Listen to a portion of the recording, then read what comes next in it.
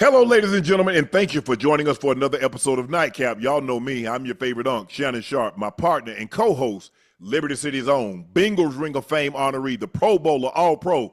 That's Chad Ochocinco Johnson. And we have a very special guest joining us tonight from Grand Valley State, four-time Pro Bowler, Baltimore Raven, New England Patriots, Atlanta Falcons. He's currently a free agent, Matthew Judon. Matt, thank you for joining us, bro. We'll get to you in just a second. Yes, sir. Please make sure you hit that subscribe button. Please make sure you hit the like button. And guys, go subscribe to the Nightcap podcast feed wherever you get your podcast from. Thank you guys for your support and your continued support, because thanks to you, Ocho and I are able to do what we do. Nightcap, all the awards that we've won, all the awards that we've been nominated for is because of your eyes, your ears, and your word of mouth. And we can't personally thank you enough. So thank you again for your support and your continued support. Please make sure you go check out Shade by LaPortier. We do have it in stock tonight. And if you're in Atlanta, go by and check out Seersuckers and Sundresses. We have a booth there. My team is there, and you'll get an opportunity to sample it. If you're in Atlanta, the Seersucker and Sundress event is going on right now, and I think they have something going on again tomorrow. But if you can't find Shade by LaPortier in a city or a state near you, order it online. But best believe we are coming to a city and a state near you in the very near future. It is the best tasting premium VSOP cognac on the market. Don't take my word for it. Try it for yourself. I promise you, you will not be disappointed. Please drink responsibly and stay safe. Go follow my media company page on all of its platforms, Shay Media, and my clothing company, 84 with 84 being spelled out. The link is pinned in the chat. Supplies are limited, and once they're gone, they're gone. So please grab yours while supplies last. As I mentioned at the top of the show, we have Matthew Judon joining us tonight. Matthew, as I spoke at the top, that you are currently a free agent right now. So what are the next steps? What is in the future for Matthew Judon? Coming to Cincinnati, but go ahead. Well, sure. If I came to Cincinnati, man, what they gonna do? They gotta get Trey right, don't they? Yeah. Hey. Yeah. So but right now I'm chilling. You know how the league go. It's not for long. I have fun. And so right now I'm just chilling. So if I get a call, I'm working out. I'm doing everything I need to do to be in shape and ready for a camp or a call any day. But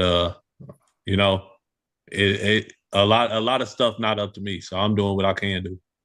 Well, listen, you got go ahead, Ocho.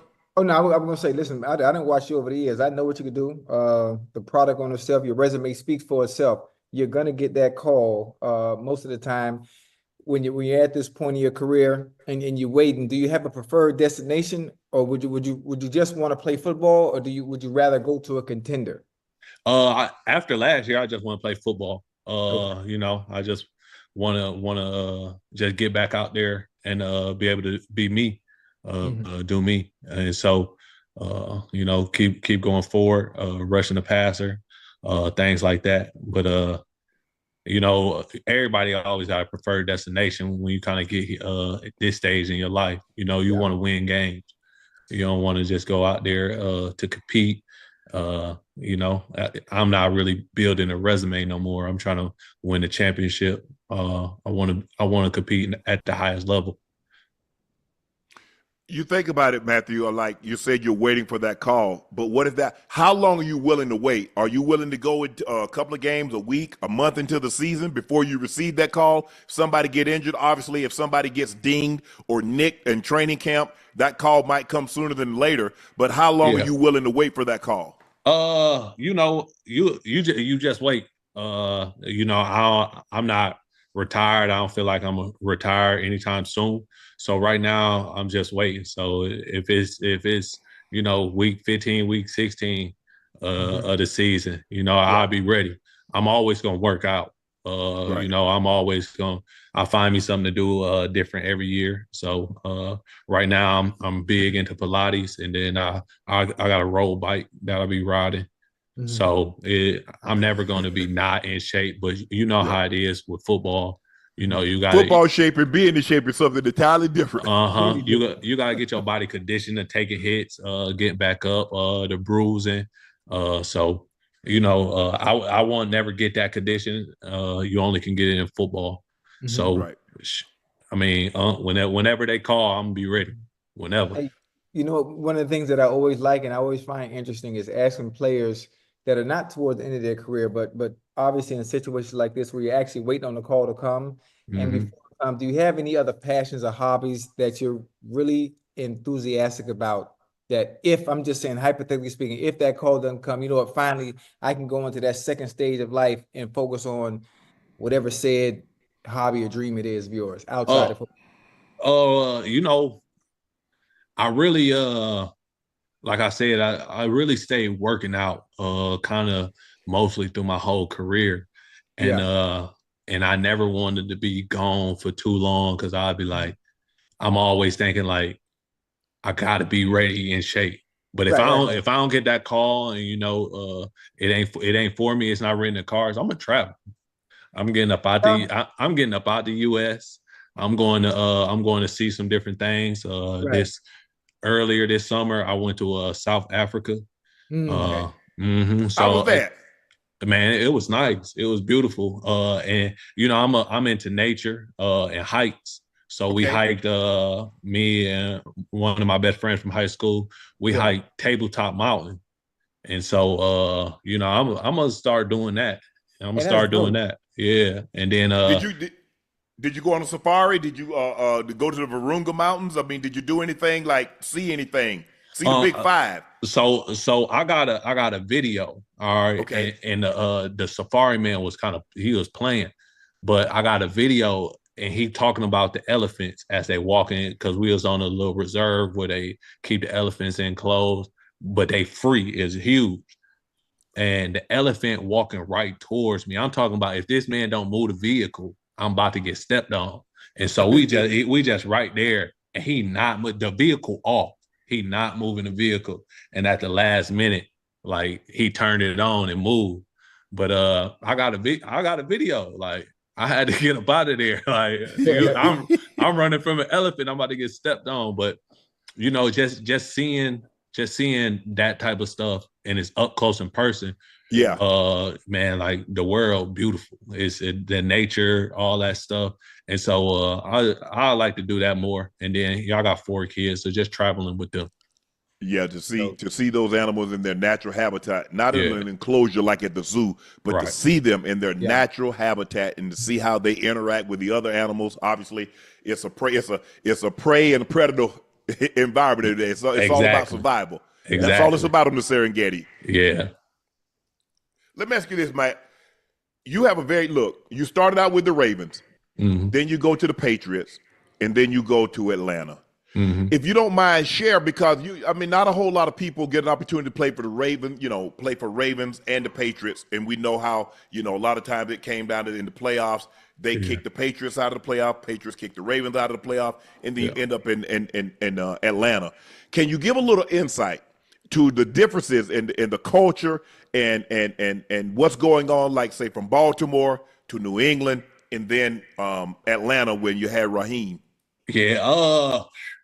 Man, I mean, I think I was blessed to play with like 3 different great coaches, and they Mhm. all different in their own ways. And I think the more laxed and down to earth coach was Rock, and Okay. you know, I felt like I was able to talk to him and connect with him on a different level because I'm a veteran in this, and kind of just how we talk and how we talked as men. And so that was different. But going to the Patriots locker room and playing alongside Devin and Hightower and Calvin no and Jamie Collins and just people like that. I didn't get the time, so I was in the post Tom Brady era. Right. Uh, but you see how those kind of players that played with him or played in that regime, how they work ethic was different than so many other people. Mm-hmm. And not saying that I ain't played with like good players at Baltimore, but just those type of players. Uh, I learned a lot from them. And then I also learned a lot from like Matt Slater. I don't know if y'all ever got to, man, Man, Slate was there. Slate was there when I was there. Man, Slate been there. He a cornerstone of that franchise, and people like that, and how they prepare, how they work, and how they keep their bodies right. They there from almost before the sunrise until the sunset, and and then when you see them with their families, and so it was just amazing to see something like that, and I know that the younger players that came through there, they learned so much from Bill, but they learned so much more from the culture of the locker room and how the locker room was ran, and how like the Bill didn't have to keep the ship tight because everybody else in front of you was. And but then and then playing with under Bill Belichick, it's like, you know, he kept young coaches around him because I think he knew that he wasn't never gonna connect with the players like the younger coaches. But him just as like getting in front of the meeting and just kind of his mannerisms and you know, his kind of jokes and how he was and his knowledge of, I think he know everything about everything. Like you ask him about, I mean, he might know he know a little more about the game than we do, like the girls than we do. He pulling whatever he wants. So so Bill like he know everything about everything, and on Monday he gonna tell you how the game go, how the game gonna go for Sunday, and then he gonna script it out all week, and then you know, after win, lose or draw, he gonna have the same mentality. So I really respected that from him. And then the Ravens, like I was a baby. I was you know, I got trained by Terrell Suggs. You know, I got to play with Steve Smith, Mike Wallace, Crabtree, you know, some guys that, you know, I just watched growing up, watched getting into the game. I got to play with Ladarius Webb, and then I still got friends, like true genuine friends. We talk every day from that team, and so it was just different. It was just different. It's different at different stages of my career. You know, at one point in time, you know, I never made plays in the NFL. Then one point, then at the next stage, you know, they like, I have to make plays. I'm getting paid. I got paid to make plays, and then I went through a trading period. I got traded. You know, they traded me on my birthday too, like kind of crazy, but yeah. So but got traded, and then coming into a locker room trying to see like how you fit in, where they see you as in the last year of my contract. So you're like, shit, is y'all gonna keep me around, pay me? But you know, it was just different parts of the locker room. And then I think I got to play like with one of the greatest quarterbacks that's ever gonna play, Lamar. Like I never say nothing bad about Ayyy. Like anytime I speak about him, it's gonna be highly. And I think he know that. But when it come down to it, I think he gonna be one of the best to ever do it. Mm-hmm. Do you wish the situation had played out differently, the way the situation ended in New England? Do you look back and say you could have done something differently, handled it differently? They could have handled it differently. What would you, if you could go back now, knowing what you know now? What would you like to redo? What would the redo be? What would the do-over be?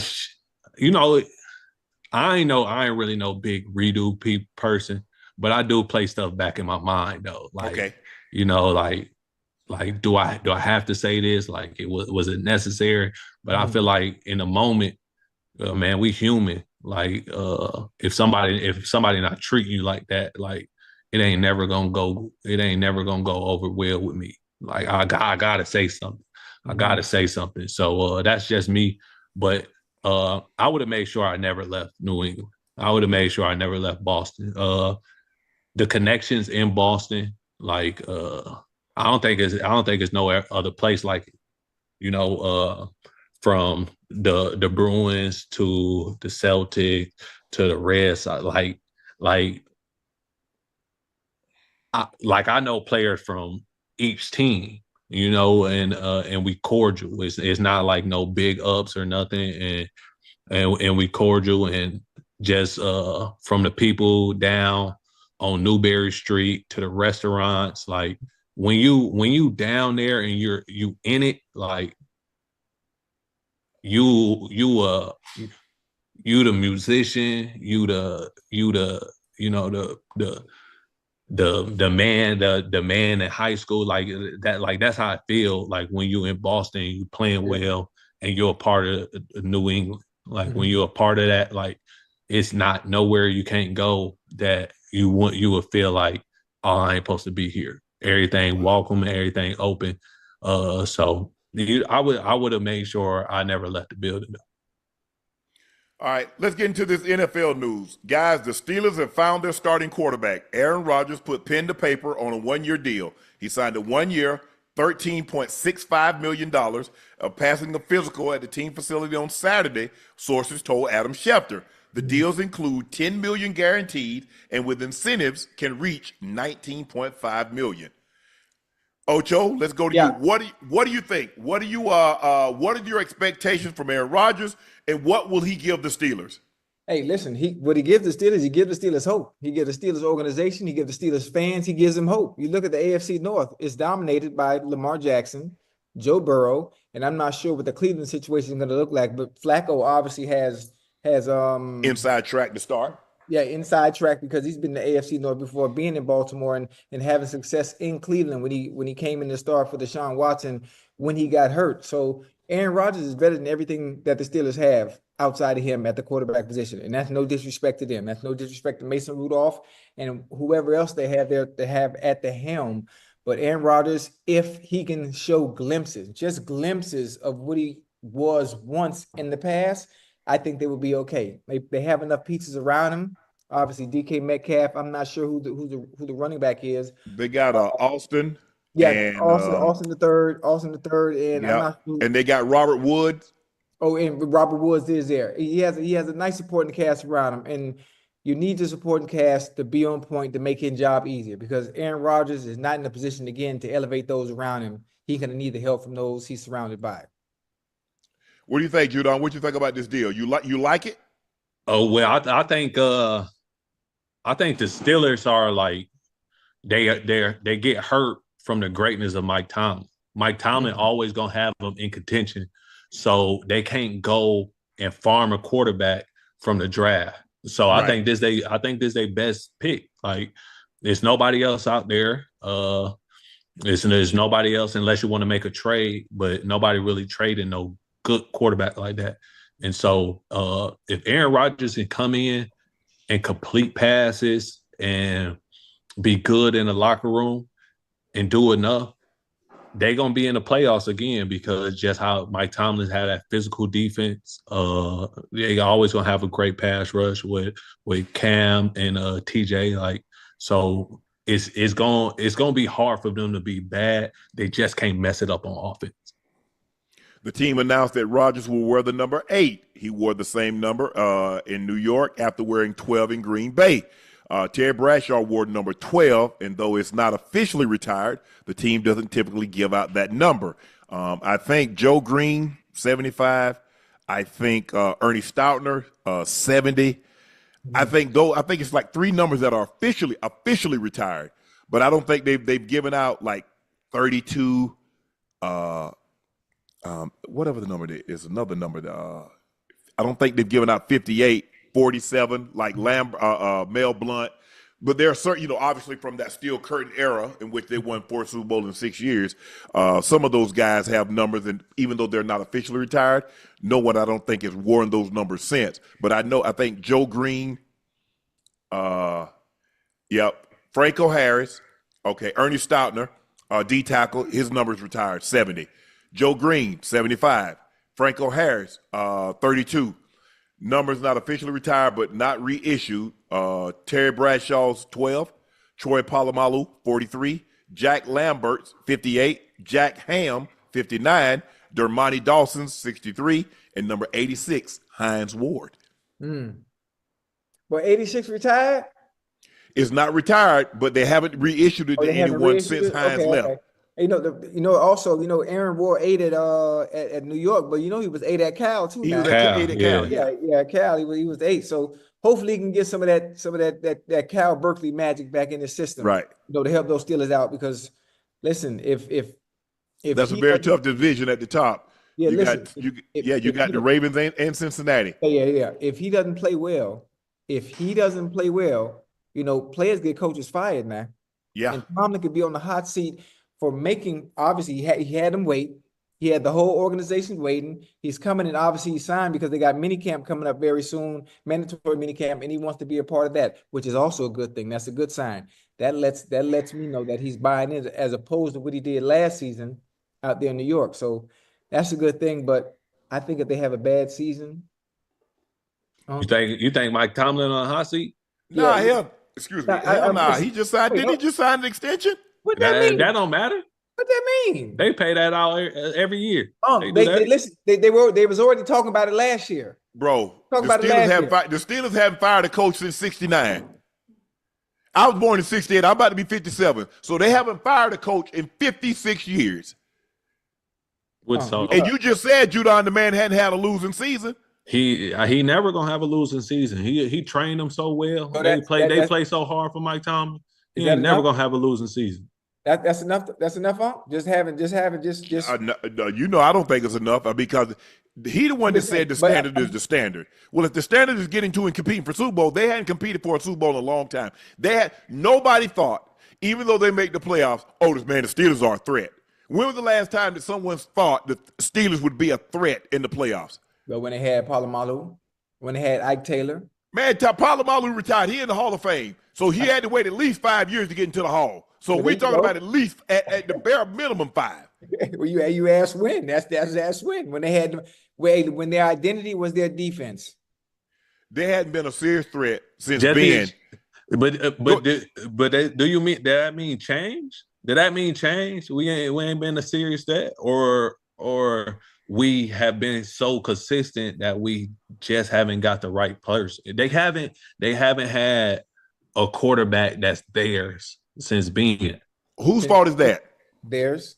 Consistency. They had an opportunity. They could have, when they had Ben Roethlisberger and they thought Brady was going to play like Tom Brady. He wasn't, because he'd been involved in too many crashes. He's taking too much punishment. So what you do is that what good teams do, what did Kansas City do? Draft a quarterback, and they still had one on the roster. What did Baltimore do when they had Joe Flacco? You were there. They drafted a quarterback. You see what good team? What did Green Bay do? Draft a quarterback. What did Green Bay do with Aaron Rodgers? Draft a quarterback. You see what everybody does? You don't wait. If you wait till your car break down side the road, it's too late. You're already stranded. Okay, all right, but is that Mike's fault? Yeah. He making a. So you don't think Mike got no say? Yeah. You don't think Mike got no say? If he say, get us a quarterback, please get us a quarterback, and they don't get us a quarterback, how y'all gonna get mad at me? And you give Mike all that. You give all that Mike credit. Say he never gonna have him in a losing situation. So who drafted those players? The GM or Mike Tomlin? Yeah, but also, we don't know what go on in a war room, but you can't just say, well, it's Mike Tomlin. Mike Tomlin will want a quarterback. Matt, hold on, Ocho. Matthew, you mean to tell me a man that's been there damn near 20 years, he ain't got no say? How long the GM been there? Not as long as Mike Tomlin. Have they? I ain't never heard of Steelers firing no GM or getting a new GM. Mm-hmm. Hey, you ever heard of them? I tell you what. You ever heard of them firing a coach? No, exactly. So my thing is, when you there that long, you have some say. You have some say on the 53. You have some say in free agency, and you at night. How long Mike Tomlin been there? Coach Kyle retired in 2000. They won the Super Bowl in 5. He came back in 6, so he retired in 7. He been there 19 years. Yeah. There's no coach that's been anywhere for 19 years that does not have say. I refuse to believe that. I don't know who Hold on, Jude. I don't even think it's about say. I'm thinking about the relationship that Ben Roethlisberger might have had with upper management, with those. He had a great relationship with Mike Tomlin too. No. Because if Mike Tomlin's a head coach. He's been in the NFL for a very long time. Yes. Mike Tomlin knows at some point I'm going to have to find your successor. At some point, you look at the landscape of the league. Those that didn't do it, look what's happening now. Ta-da! The Steelers didn't do it. That's why I think that the calling was above Mike Tomlin's pay grade. I disagree. Your starting quarterback, your franchise quarterback is getting paid more than the coach. Yes. I guarantee them relationships might be a little stronger than even though the coach been there longer, he more tenured. Yeah, I think we paying this dude only $17 million a year. We paying this dude $50. We understand that Mike Tomlin had a very strong relationship. He's always had a very strong relationship with his star players. Yeah, we know that. Based on the history, we know that Ben and when AB was there and a lot of these other guys, we know how he feels about his great players. But in order to keep this from happening to you, if you do not get a bridge, if you wait till somebody burn your bridge down, how the hell do you get to the other side? Yeah. I gave you examples. Kansas City, Alex Smith was a Pro Bowl quarterback. What did they do, Matt? They went and got a Super Bowl. But when you see that, they went and got what's buddy from Pitt? They went and got Kenny Pickett. Kenny Pickett. Man, stop playing. They got Kenny Pickett and they had Steelers fans picketing out front. No, we won't go. But we gotta put that on somebody. We gotta put that on somebody. When somebody don't turn out in the draft, how you think they are? Not saying he's a bad player. They didn't like him for the system. They didn't like what he was doing, so they had to move on.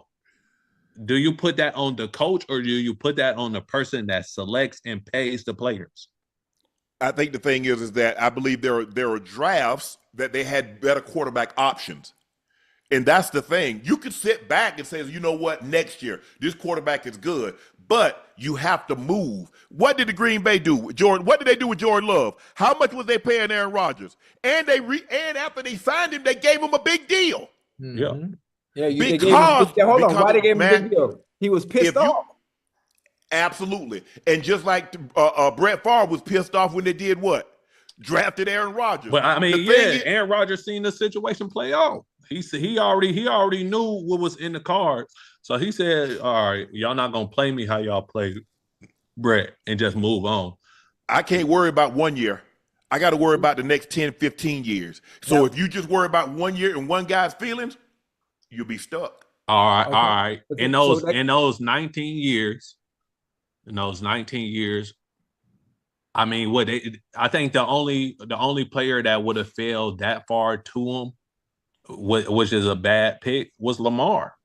No, it's not that you fall. You move up. Patrick Mahomes, they moved up to get Patrick Mahomes. They moved up to get Jordan Love. You don't have to stand. See, you looking at the philosophy, let somebody fall into my lap. No, if there's somebody, you move up to go get them. And that's where what I said comes into play, Unc, not pissing off your franchise quarterback. I think the relationship with Ben Roethlisberger and management and GM and president was much stronger than that of whatever Mike Tomlin might have wanted.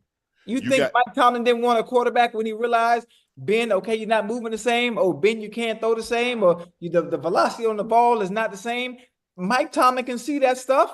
Yeah. He just didn't have the say-so, regardless of being the coach for 19 years, to go and get who we wanted. But here's the thing. You maintain that great relationship. Now, how you looking as far, because the Steelers, what's the standard for the Steelers? When we think of Steelers, we think of what, Ocho? Championship.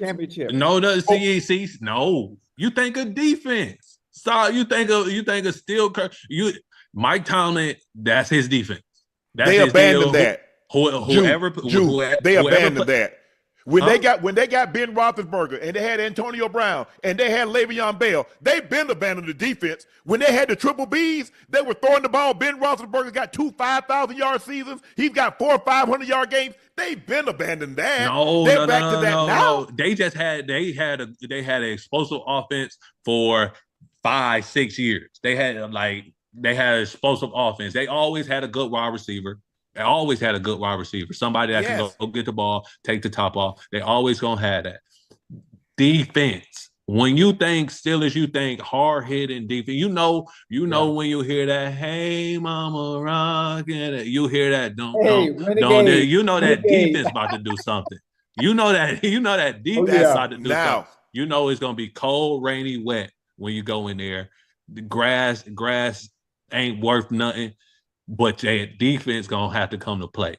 And so if you're gonna beat the Steelers, you have to keep the ball, you have to know how to run the ball, and you have to eliminate explosive plays from their offense. That's all you gotta. That's how you beat the Steelers. But when's the last time they've had explosive plays from the offense? Ben Roethlisberger's been gone. AB's been gone. Le'Veon Bell been gone. So when have you known the Steelers to have explosive plays? And that's why George Pickens left the building. George Pickens want to be. He wanna dance. He wanna be in the end zone. He wanna do that. That's why George Pickens left the building. He said, I need to the limelight. I want to see how that feels. He want to be Jamar Chase. He's seen what that looked like in the division, and he said, I can't get that here. Right. Matthew, thanks for joining us tonight, man. Best of luck in free agency. Come back when you get something penciled in. Come back and join us and let us know where you're going. All right, I got y'all. Appreciate it. Appreciate it, bro. I'll let you do. All right, my boy. Ocho.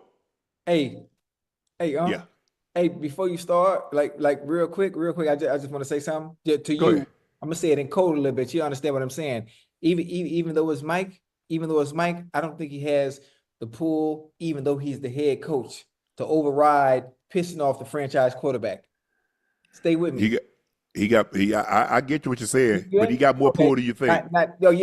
Absolutely, because he's been there so long. But with that centerpiece that been there that long, the relationship. I'm not saying he's had Bill Belichick pull. No, I'm not saying he got Andy Reid type pull. He might be next in line when it come to pull. Right. I got you. We're on the same page. Because think about it. They went out, they got Joe Flacco, who led them to a Super Bowl. Yes, what'd they go do? They trade back into the first round, give up next year's first round pick to get Lamar. Hey, you can see it, right, Unc?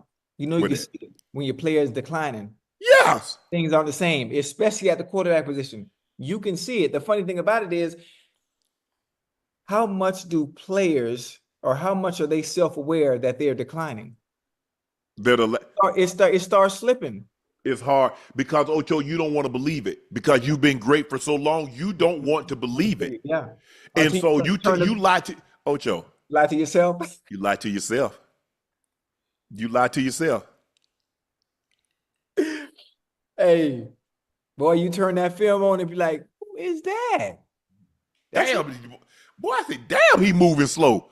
I'm like, oh, shit, that's me. I said, who run like they got on Tim's? Who running like they got Tim's on the field? Boy, that camera, that eye in the sky will embarrass you. Yes. Will embarrass you. Yes. Ocho, Adam Sandler to cast Derrick. Well, we ain't got. I mean, we ain't got what you call them. No. Oh, you just wrote that in there. Nah, that wasn't in there. You just wrote this tweet in there. What happened? Yeah, the Jordan Tuck. Yeah. Jordan Tuck made a good point on Twitter. Imagine moving on from George Pickens thinking the locker room distraction only to end up with Aaron Rodgers as your quarterback. Well, I mean, Aaron Rodgers is a different type of distraction. A different type of distraction. Now, obviously, I think he's not going to cause any problem because his leash is short. Because if you mess it ain't. You see his backups are? His leash long. Hold on, listen, you mess things up in Pittsburgh. Where's your next destination? Where's your next? Don't get home. Oh, okay. I mean, think about it. He decided to. Okay, that's what I meant. You have the leverage. You don't have the leverage you once had, where you were sought after, where you one of the best in the league. You still living off that past resume, which is why they still wanted and waited for you to sign this late before mandatory minicamp. because they don't have any other options. Right. So And at year 21, I mean, this is going to be his 21st season. How many more seasons do you think he really want to play? He want to subject himself, getting up, studying film all day Monday, studying film all day Tuesday, watching film after practice on Wednesday, Thursday. And, you know, how long you think Aaron Rodgers wants to do that? Listen, hey, when he see what the AFC North like, ain't no telling. This might be where he might be one and done after this season. Hey, that's my point. I mean, at 20, I mean, you take it, first of all, once you get to a certain number of years, you take it. Probably a quarterback, other positions probably take it year 10. Quarterbacks probably take it at year 15, especially the way they protect them now. So he's gotten 6 years past year 15. Yeah. It ain't like I don't think he's trying to eclipse Tom and try to play 24. You think he tried to play 24 seasons? Ain't no telling. Ain't no telling, because I obviously they will continue to sign him to 1-year deals if things go well. I mean, it's a very team-friendly contract. I mean, $13.5 million with 10 guarantees. That's nothing. That's nothing. Listen, I love the Steelers. I don't want them to do well. I want them to do well, except when they play the Bengals. Right. I want DK Metcalf. I want Calvin Austin III, and I want Robert Moore to have Robert Woods. Robert Woods to have phenomenal seasons. Like they can. I just want to see them do well for Mike Tomlin's sake. Steelers fans have always been good to me. I fucking love all of them. But when you play the Bengals, y'all can get y'all ass whipped. I didn't see the other one. Ocho, we all heard what Joe Flacco's comments about being a mentor or not being a mentor to Shedeur. Yeah. Well, Russell Wilson was asked about how he approaches mentorship with Giants QB room, including first-round draft pick Jackson Dart. I've always viewed it as I'm always trying to be the best version of you, and then you're always giving back to everyone else. I think that's just not about one teammate. It's about all the teammates. It's about everybody in the building. It's about from all the way to from the quarterback room to the receivers to the running back. So it's like, to me, it's all inclusive, and that's always the approach. Russ says, I'm not just trying to mentor the quarterbacks. I'm trying to mentor receivers. I'm trying to mentor running backs.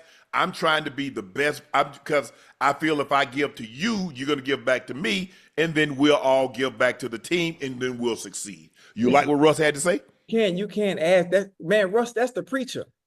The preacher always going to say the right thing, huh? Okay. You can't ask Russ that, man. You got to ask somebody else that question. You know, okay. Russ is going to always say the right thing. Russ is going to run for office. Russ going to run for mayor. Hell, Russ can run for goddamn president. Right. Man, he has the gift of gab. He understands the position that he's in. He's been afforded another opportunity to prove himself, which I think he will do. But in that situation, he has to say that. Does he really feel that way? Absolutely not. Hell, this motherfucker's here to take my goddamn job. Yeah, he's a first-round pick. Out of my mouth. He's a first-round pick. I know my leash is short. Yeah. He has to say that. Does he really feel that?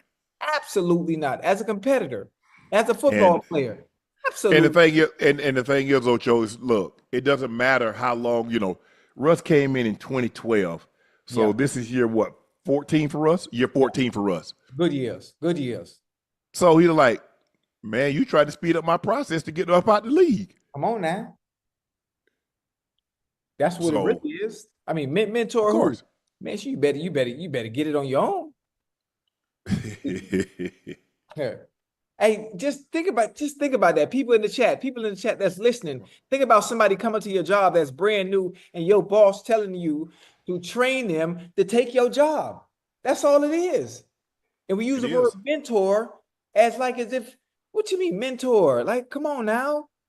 They make it sound like it's a good thing when it's really not a good thing. The person is there to replace you, and you telling me to train them to take my job. What are we talking about? Ocho, get a man some pointers, Ocho. Damn. Who? Tell the man how to beat man coverage. Tell the man how to sit down in the zone. Look, turn on the film. Nah, Ocho, you got to talk to him. He said, man, hey, let me tell you what I do. This is what you do, Ocho. This is what I do. Nah. There it is. Nah. Because listen, we don't have the same DNA. We don't have the same DNA. We don't have the same quick twitch fibers. So even if I do tell you what to do, you're not going to be able to do it because our style of play is different. I just want you to tell me. I just want to say, hey, I learned from Ocho. Nah, you better play. I just learned from Ocho. Hey, listen, you better play Madden. Madden tell you how to get open on everything. Hey, remember how them guys, everybody said, man, I would train with Kobe, I trained with Elijah Wan. You know, Yeah. I just want to say I trained with Bruce Lee. Yeah. I want to say I trained with Bruce Lee.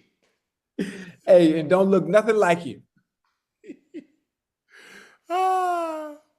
Yeah, everybody's going to have their opinions. It's very, I mean, it all depends on the quarterback. Yeah. Because, but that's the reason why, if you notice, starting quarterbacks, they take the kneel down and everything. Yeah. They don't, and they do not injury. They're going to fight through injury because they don't want you to get a look at the backup. The last thing I want you, man, he look kind of good in practice today, Ocho, didn't he? Yeah, he threw it with some conviction block. Nah. He can get them scout team reps, but he ain't getting no reps with them number one receivers. That ain't happening. Mm-hmm. Damn. So, I look, it's to each his own. It's each his own. I mean, everybody, there's no right, there's no wrong. As long as you're not, as long as you're not giving him no faulty information, we good. I don't really have no problem because I tried to help all the guys. I wanted to make sure if something were to happen to me, Ocho, they were prepared to go in there and perform at a high level. Yeah. But I get it from the other stand because, like I said, I mentored all those guys, and Mike felt they were good enough to replace me. Mm-hmm. And then the same thing happened when I got to Baltimore. They drafted Todd Heap after we won the Super Bowl. I tried to do the best I could and mentor him, and they're like, "Well, yeah, he good now." So they released me, and I had to go back to Denver. So I don't look. It is what it is. Yeah. See how they do you? They played you. I was good. Let's just say, Ocho, I wasn't disappointed to go back to Denver. I got you.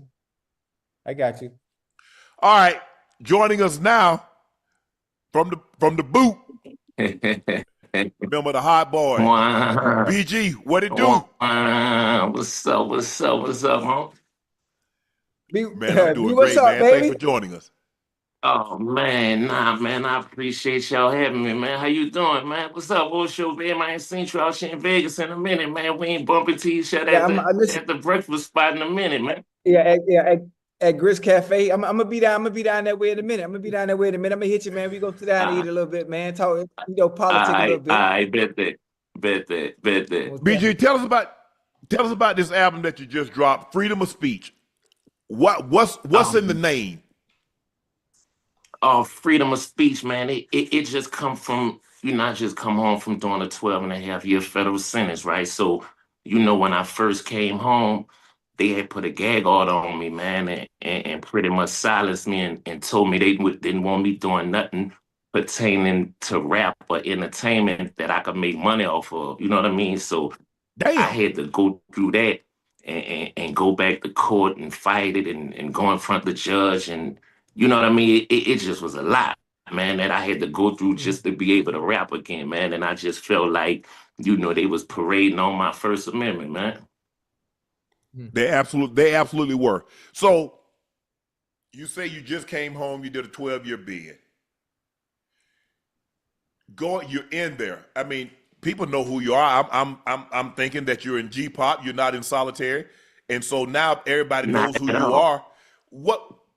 Tell me what's in the mind? Because think about it, B. You had it all, bro. You was on top of the world. And now a lot of the things that you probably took for granted, you're like, damn.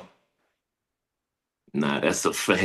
It's many nights, man, that I was in that cell when the lights went out and shed a tear too. Like, man, how the fuck I put myself in this situation, man? You know what I mean? But it is what it is, man. At the end of the day, I understood I wasn't no angel, right? And I had to take my lick and accept what came with it, man. They was trying to let me out in 2-3 years, but they wanted me to take some of my homies down with me, man. And I ain't grew up like that. That ain't in my heart. You know what I'm saying? Right. So it was like I gotta stand on what's real and take it on the chin. You know what I mean? So I took my lick and roll, man.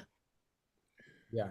Hey, listen, being behind that wall, man, 11, 12 years, man, it can change anybody. I just got a young bull down here in Miami. He just came home from doing 17. I asked him, personally, when he got out, I said, well, what it feel like to do 17? He said they gave me too much time to think.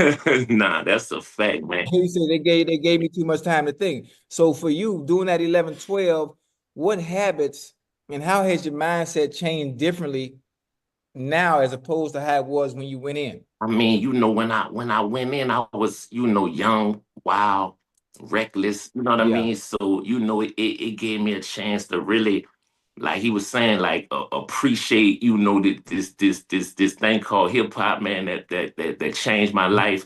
You know what I'm saying? Changed the people lives around me. You know what I'm saying? Like put my family first, like, put my career first, put go, you know what I mean? Like just focus, man. Like I'm a prime example when keeping it real goes wrong, man. You know what I'm saying? Like I had been, made it out the hood, man. And now I just don't surround myself with, the same people I used to surround myself with, man. Because at the end of the day, you gotta understand when you outgrew motherfuckers, man. You know what I'm saying? Yeah. And that's a hard thing too. One of the things that you just said is everybody can't go on that journey. You get out and the same people again want you to be right back in the same place that you was before you went in there. I mean, How have you listen, been I able to came home, navigate? bro. Yeah. I'm talking about, listen, man, I came home and seen some of the dudes I left 12 and a half, 13 years ago, still doing the same shit I left them doing, Same man. You know thing. what I'm saying? That's when I don't know if B can hear us. Seem like his can you? I How can did hear that you make now. you Yeah, know what? you had went out on me. Okay. They said, look, your physical body can be in prison as long as your mind isn't in prison. Had a homeboy says, look, is that when your mind Right. is incarcerated, that's when it gets difficult. That's when you get guys doing crazy stuff and they succumb to those four walls. How did you keep your mind outside although your physical body was inside?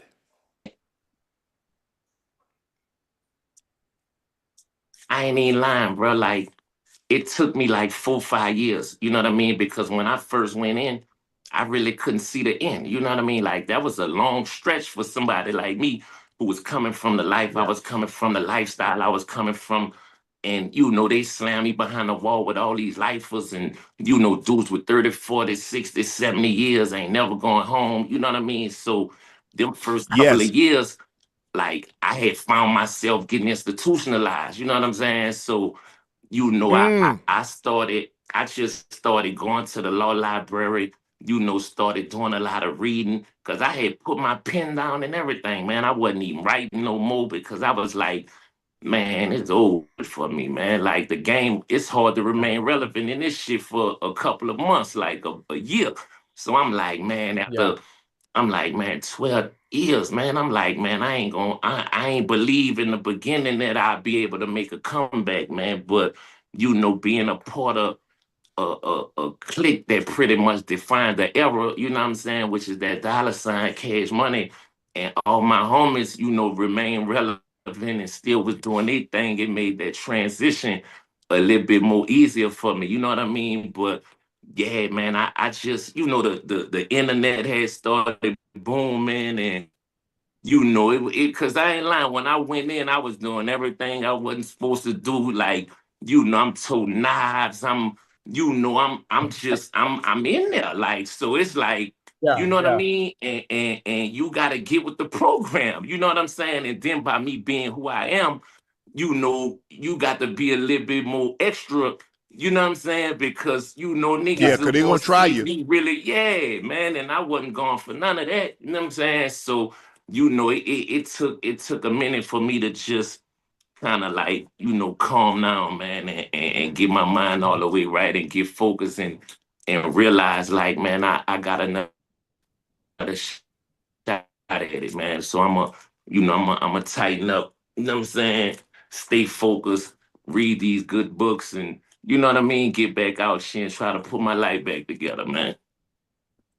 Yeah. What was a typical day like for you? So you wake up at what time? You do what after that? You do what after that? Then what what time are the lights out? What was a typical day like for BG? Bam, I pop up 5 in the morning. Bam, dough might pop like 6. Make me a cup of coffee. You know what I'm saying? Watch CNN. See, you know what I'm saying? Watch CNN with some of the old heads, see what's going on the news. You know what I'm saying? Then bam, watch some First Take. Then catch the rec, y'all, go work out. You know what I'm saying? Come back in, make something to eat. You know what I'm saying? Get on the phone. Jokes with a few bitches or something, you know what I'm saying? Then go back outside, you know. Oh man. Go ahead, finish your thought. Go ahead. Then go back out.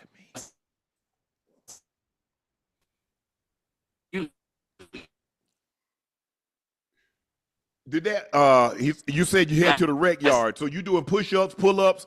Do they have a weight room? Can you lift weights, or have they taken all the weights out of the facilities? You know what I'm saying?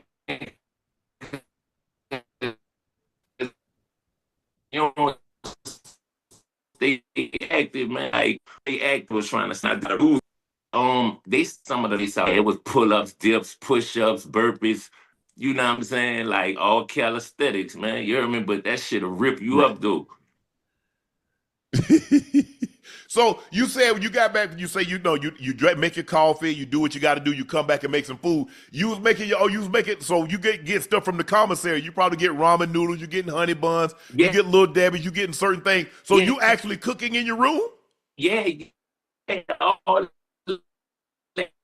that food that was cold-blooded with the cooking. So I got all the ingredients, everything he need, and we whipping up in the microwave. That microwave, you make that shit, you would think that shit came out the oven, off the stove or some shit. You know? Come on, man. They put it down like that, BG. Man, y'all got some Michelin. They got Michelin star chefs in there, Ocho. Oh yeah, they do. Hey, B. I'm talking about 5-star chefs. You heard me? Yeah. Hey, B. I want to get back to. I want to get back to the music, right?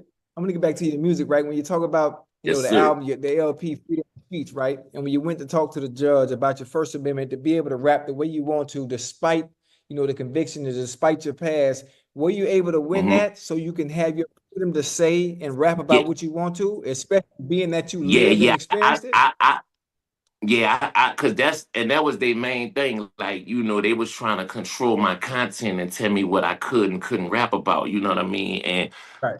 I just felt like, that was wrong. I made a career off, doing gangster music. I ain't the first one to rap about it. I ain't gonna be the last one to rap about it. You know what I mean? NWA and 2 Live Crew, had this First Amendment fight 30 years ago. You know what I mean? Yeah. So I was looking at it from that point of view, but the judge, she ordered me to before I make any, raps or songs available to the public, I have to turn them over to my PO so my PO could put them on the record. But they don't have to approve it or nothing. But yeah, they definitely listening though. They be listening, man. That's why I be trying to tell these youngsters, man, be mindful, man. You heard me? Because them people listening, man, and they'll take them raps and turn them against you, man.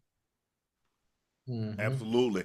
Let me ask you this. Tell the people how they can find your documentary, because you did a documentary about your life on the outside before it started, the inside, and now you're back out again. How can people find your documentary?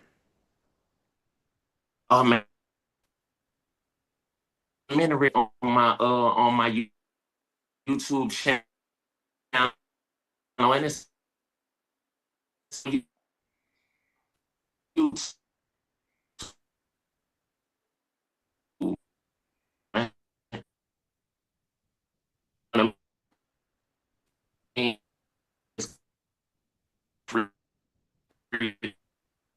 speech, the documentary, you know what I'm saying? Just me, basically that I had the day back, and they called that a violation of my probation. You know what I mean? Saying that you know, they, like I say, saying they didn't want me doing nothing pertaining to rap or entertainment that I could make money off of. And I'm like, so how you supposed to live? How you supposed to survive? We lost him. We lost him. Sorry about that, guys. I mean, it was a very interesting conversation. Ocho, this is what I don't get. Yeah. Okay, you say, hey, bro, you can't hang around the people and partake in the life that landed you here. Okay, cool. Let me go back. I'm gonna go back and get on this music thing. Nah, you can't do that. You see, that's why the recidivism rate is so high. Yeah. First of all, it's hard to get hired if you have a record anyway. Felony. Yeah, most definitely. So now people don't want to hire you. You telling me what I can and can't do. Yeah. I ain't got no choice. Now you telling me, so what am I supposed to do? Yeah. I mean, that's how it is. I mean, obviously, once you're a part of the system and you leave that system, the system still does everything they can to control you, despite, you know, still holding whatever you did over your head. I paid my debt to society. trying to send me back to the streets. Man, you trying to send me back to the streets, man. Hit you on your video. We can hear you, BG, but we can't see you. Okay. Yeah, so that's what I don't get, Ocho. I mean, bro, I pay, once I pay my debt to society, I'm clear. Yeah, you're supposed to be clear. Now, you're clear depending on who you are. You know how they operate. You know how they operate. They move by a different set of rules, and there's some people that play by a completely different set of rules. And you know what I'm talking about. So yeah, for sure. Other than that, man, listen, the fact that when you do come out, you try to do the best you can with whatever record you have, and hoping that you can get that second chance and grace in whatever it is that you do. I mean, if I'm a football player, Ocho, yeah, and let's just say I have a slip up and I do something and I get sent away. Yeah. When I get out, and I'm saying I'm 20, I'm 25, I'm 26. Right. But nah, you can't play no football. What? Yeah. Oh, there's a small example. Mr. Ruggs. Hey, we got BG back. Okay, BG, I'm gonna start back over. Tell us about the documentary. Where can they find it? And what is the documentary? What does it entail? Man, the documentary is on YouTube. It's on my YouTube channel, and you know, it's basically really walking you through everything that I had went through what led up to my incarceration, you know, what led up to me being silenced, me going back and forth to court, and really just, you know, me telling my story, man, because it's a generation of motherfuckers that don't even know who I am. I feel like I'm reintroducing myself to the world, you know what I'm saying? Because I was gone for so long. I got, you know, my core solid, you know, fan base that grew up with a motherfucker, but it's like I'm just, you know what I'm saying, trying to introduce myself to, you know, a whole different demographic, you know what I mean? And these, you know what I'm saying, these 18 to 28-year-olds, and you know what I'm saying? So, you know, I'm just getting it to them raw, man. Basically, you know, trying to let motherfuckers don't let them know they ain't gotta be like me, man. Be better than me, man. You know what I'm saying? Learn from my mistakes, man. You know what I'm saying? Like, I've been there, done that. You know, I mean, sometimes you got to go through it yourself. You know what I'm saying? Motherfucker don't be more head, but that still don't mean, you know what I mean, I ain't going to tell you. Right. Hey, B, what you think about the state of hip hop right now, man? What's your thought about the state of hip hop right now, boss man? Oh, man, I mean, you know, I'm a hip hop fan, man, and a hip hop head, man. So, you know, it, man, it's definitely different. Yeah. I mean, it's you know what I mean? Like, but I don't want to sound like the old head, you know what I'm saying, who be hating and all this and all that, you know what I'm saying? But right. yeah, it's really, really different, man. Like, I wish, you know, I come up in an era where originality and authenticity, you know, created longevity, you know what I'm saying? And I don't be getting a lot of that. You heard me? You know what I'm saying? Like, it's like, everybody, you know, a lot of dudes be sounding the same, you know what I'm saying? And what work for him might not work for me. Like, what work for me ain't gonna work for you, you know what I mean? So I just be wanting to hear a little bit more originality, man, you know what I'm saying? Yeah, I got you. Have you heard Weezy's new song, the new album, The Carter 6? Yeah. I'm riding to it now. Well, I listened to it one time. I'm giving it a second go through right now. I tell you, let me ask you this. Give me your top 5 rappers. And they can be all New Orleans based. But if somebody say, you know what, BG, give me your top 5. Live past or present, they can be all past, they can be all present, they can be dead, they can be alive. I just want to know who you think are the best 5. Tupac, Scarface. Ooh. Tupac, Scarface, Lil Wayne, Soulja Slim, and me. Hey, I like that. Oh, that's what I'm talking about. Hey, Unc, hey, BG and Unc. Listen, we talk about that Lil Wayne, right? Mm-hmm. Listen, that song Maria with Wyclef and Andrea Bocelli. Yeah. And the beat that Manny Fresh made for Being Myself. Mm-hmm. Man, listen, man. That's hey, I ain't gonna lie though, that one he got with Big X the Plug though, man. I'm stuck on that one right quick. I'm stuck on that one right now. Yeah. Oh, man. Like I said, I gotta listen to, cause Wayne, his wordplay so vicious, you know what I'm saying? Yeah, man. man. Some shit that's gonna be over your head. It's gonna take you 2-3 times to listen to it for to really catch it. You know what I'm saying? Yeah, I got a record on this deluxe album that I'm about to drop for Freedom of Speech with me, Lil Wayne, and Busta Rhymes. Man, that shit gonna be it's one of the ones. It's one of them ones. But yeah, now I'm on that 6 right now.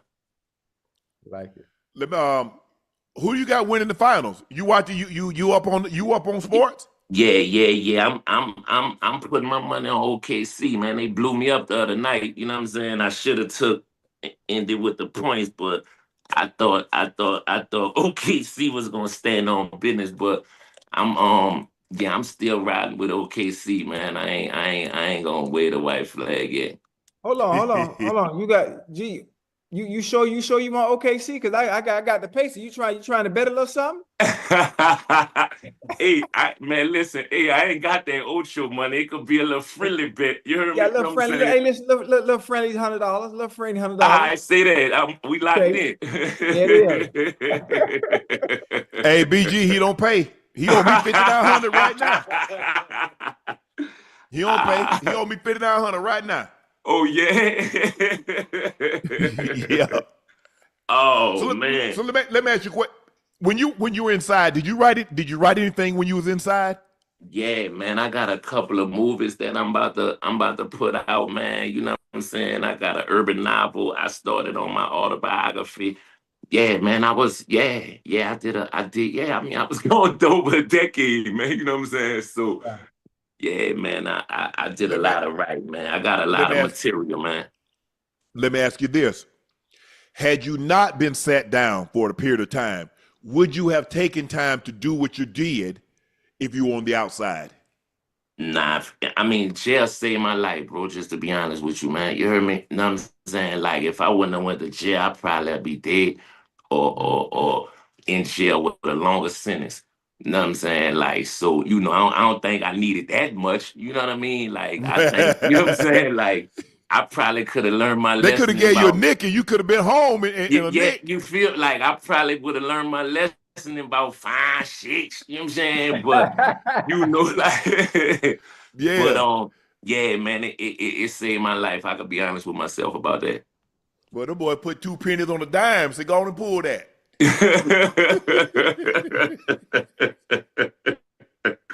Nah, for real. So your family, I obviously had to take a toll on your family because nobody wants to see a family member. How did that make you feel? Because the family come see you, but damn, y'all got to see me like this behind this, like I'm in the zoo. And then I know it's tough on them when they leave, and I know it's tough on you when they leave. Yeah, nah, it was hard, man. Like, I left the streets. Like, my oldest son was 11 years old. You know what I'm saying? My daughter was 3. You know what I'm saying? My other son was 5. I come home, my daughter graduating high school, my other son in college, my other son, you know what I'm saying? Like, I come home the whole man with a beard, like, talking to me, like, you know what I'm saying? Like, I'm talking about, it's Man, like, but it's like I had to get the norm all over again. Even though they walked that bed down with me, you know what I'm saying? And we joked through visit and through the phone and through mail and all that. But yeah, it definitely wasn't easy, man. You know what I'm saying? But it grow you up. Mm-hmm. It grow you up. I'd rather them see me, you know what I'm saying, in jail than, have to come visit me in the graveyard. You know what I mean? Mm-hmm. I Yes, totally sir. agree. I totally get that.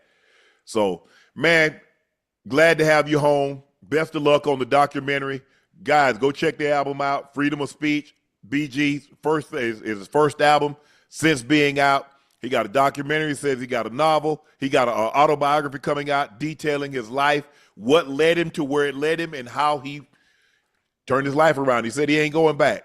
Nah, Said, they had that. I'm done. You heard me? I'm done, man. I'm done. That shit. Oh, wait. A Birdman told me to send y'all his love too, man. You heard me? I had hollered at him before I came on, man. He said, man, let him know, man, I send my love, man. I appreciate that, man. Thank you very much, BG. All All the right. best. Congratulations on being home. Hey, good luck on the documentary. Good luck on the autobiography. We gonna Ocho and I gonna check that album out. Nah, check it out, man. Thank y'all, brother. Love. Well, I'm gonna see you in a Love, minute. Appreciate it. love. All right. Yo. Man, that's tough, Ocho. Yeah. That's tough, man. I mean, to go, like you said, you go away and you got kids and you got to relearn them all over again, Ocho. Yeah. Because time is the one thing. Time is the one thing that you can't. It's the most precious commodity that we have because it does not stop. It's what you cannot make up. Yeah. And once it's gone, it's never to be recaptured. Mm-hmm. He said I had a 13-year-old when I went in. I had a 5. I had a 3-year-old. Yeah. Bro, he done half their life.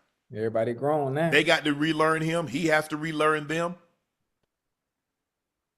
Man. Yeah, that's crazy. Listen, I'm glad. Everybody don't get a second chance. Nah, hell no. Nah. I'm glad he's been afforded a second chance. He's been given grace. And then the good thing about it, some people go in and take their ass right back because they ain't learned their lesson the first time. But you listen to him talk, you can tell he's sharp. Now his mind different. Yeah. His mind. Same thing I had Ayyy Sadiq on about 3 weeks ago on my podcast. He's like, Shannon, I knew. He's like, once I get out, he said, I know I wasn't going back. Oh yeah. He said, I know I wasn't going back. Yeah. But I've had homeboys say, nah, Sharp, man, I ain't going back. And hell, 3 months later. They right back in there, huh? They right back. They're right back. Hey, sometimes only take for them to sit you down one time, long enough. Shh, man, you can't get that time back, man. Shh, man, please. Nah, and all the stuff, the freedom you talk about, man, I can't. You ain't got nothing in there. They tell you what time to get up, what time to go to bed, where to go, when to go, how to go, what to do when you get there. Nah. Ocho, Adam Sandler will cast Derrick Henry in a movie if he runs for another 2,000 yards. Adam Sandler sent Henry a message saying 2,000 yards plus this year not only gets you in a movie, but I'll have a nice dinner together and talk about Dan Patrick facial hair and how hard it is for him to grow. I love you. Keep it up.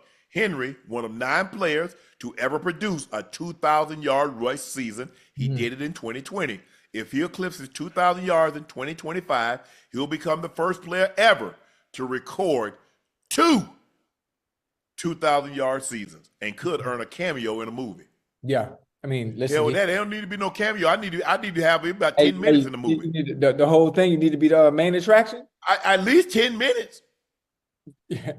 Ocho, you got to think about the NFL. The NFL is 106, 107 years old. Yeah. Nobody has ever done 2,000 twice. Right.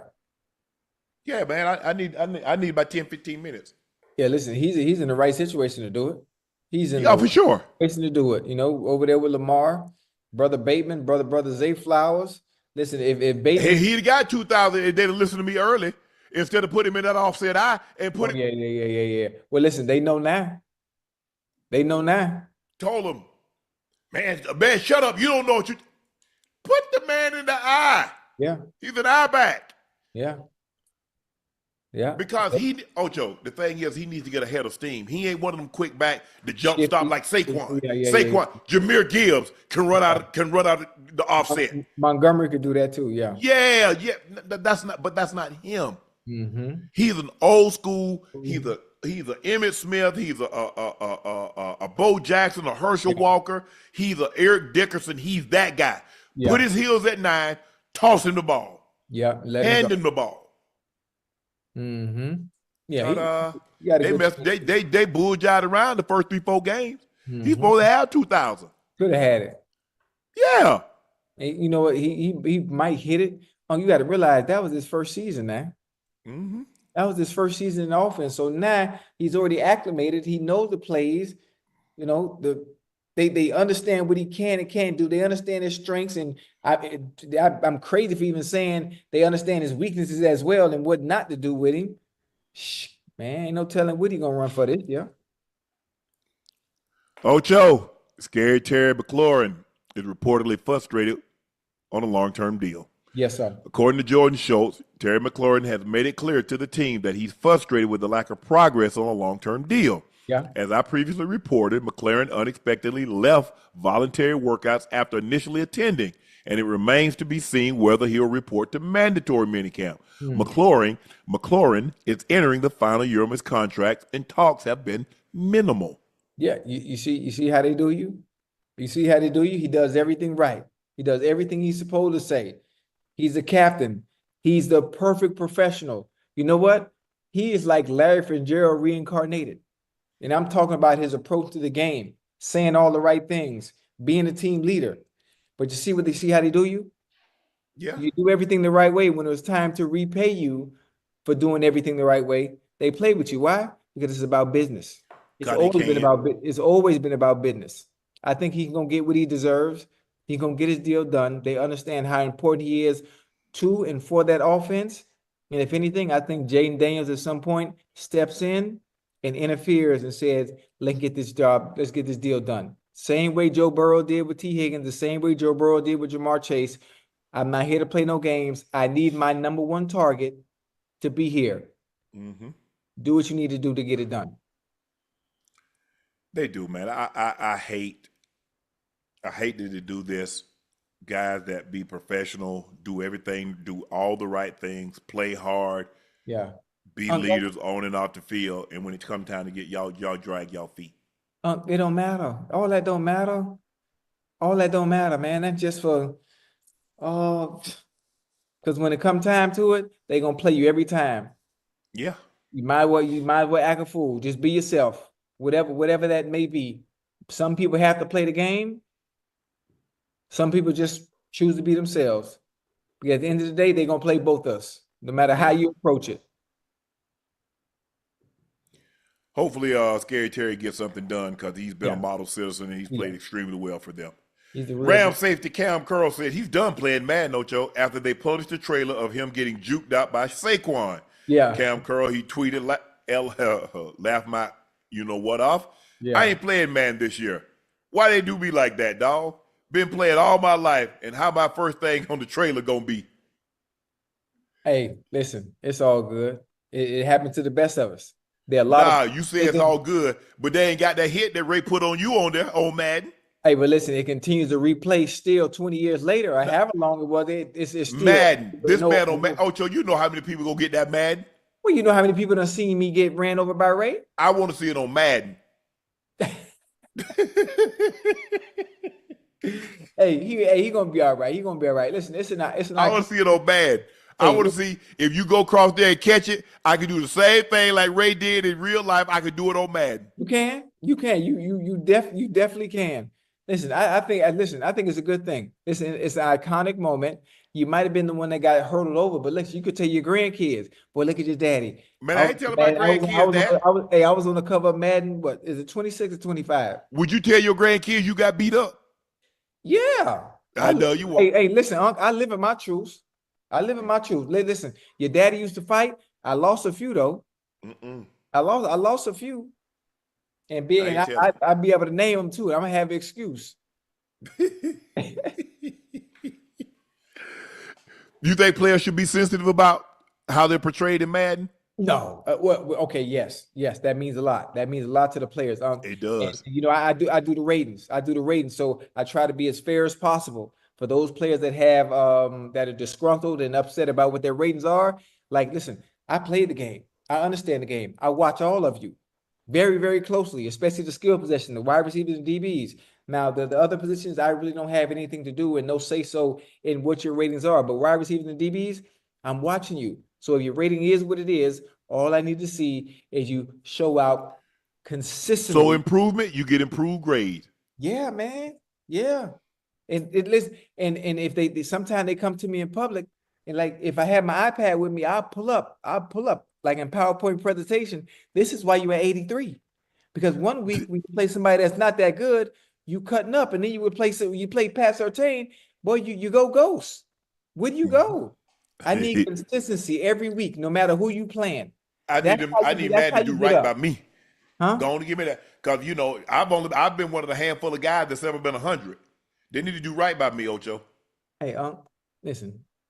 100. We got you. We're gonna get you. 100. I got me, you. Barry, Sam. It's only like 3 of us, I think, time. It's been about 4 or 5 of us that been 100. Right. So I want a chain. I want some shoes. I got what kind of? And then and in 2027, the guys that been 100 be on the cover. I got you. I can't put you on the cover, but we gonna take. Why not? We gonna take care of your ultimate team. We gonna put you on ultimate team. You want a chain too? Yep. You asking for a whole lot. I've been 100. I know, but that was 30 years ago. It don't matter when it was. Like you tell me, I did it. Okay, you right. You right by that. I got you. They put man on the moon 50 years ago. They did it.